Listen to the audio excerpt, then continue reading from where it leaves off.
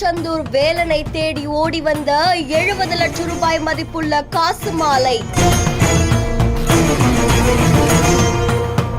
18 ஆண்டுகால வேண்டுதலை நிறைவேற்றிய தம்பதியர். ராமநாதபுரம் மாவட்டம் பெருநாழி பகுதியை சேர்ந்த போஸ் மல்லிகா அப்படின்ற தம்பதி என்ன பண்ணிருக்காங்கன்னா, திருச்செந்தூர் சுப்பிரமணிய சுவாமி கோவிலுக்கு கிட்டத்தட்ட 70 லட்சம் ரூபாய் மதிப்பு இருக்கிற காசு மாலைய உபயமா வழங்கியிருக்காங்க. சுமார் 978 கிராம் எடை இருக்கிற அந்த தங்க காசை அவங்க கோவிலுக்காக வழங்கணும் அப்படின்னு நீண்ட நாட்களாவே வேண்டுதல்ல இருந்தாங்களாமா.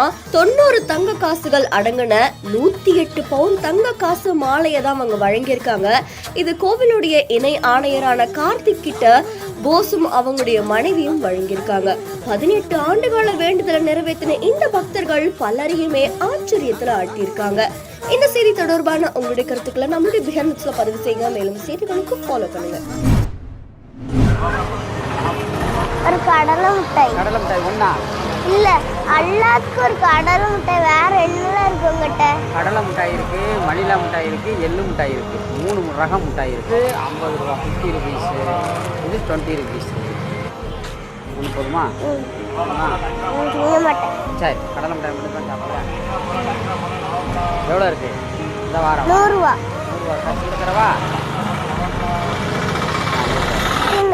எல்லாத்தையும் தரவா?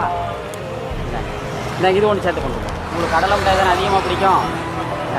5 பாக்கெட் இருக்கு. 5 பாக்கெட் இருக்கா? 5 இருக்கா? சரி, தேங்க்யூ. சரியா போச்சுண்ணே.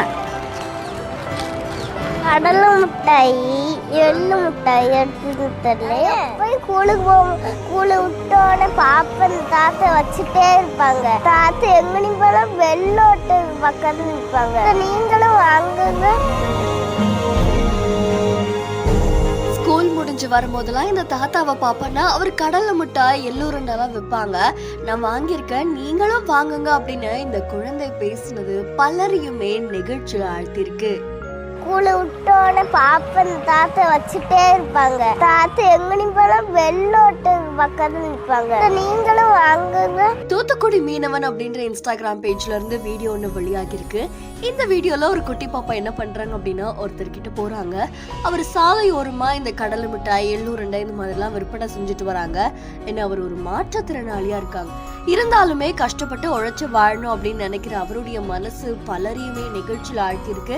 அண்ட் அவர்கிட்ட போய் இந்த குழந்தை வந்து எனக்கு இது தாங்க அது தாங்க அப்படின்னு சொல்லி கேட்குறாங்க. அவரும் வந்து கொடுக்குறாங்க. என்ன இருக்கு எல்லாமே கொடுங்க அப்படின்னு கேட்டதும் அவர் கொடுத்துடுறாரு. எக்ஸ்ட்ராவாகவும் கொடுக்குறாங்க.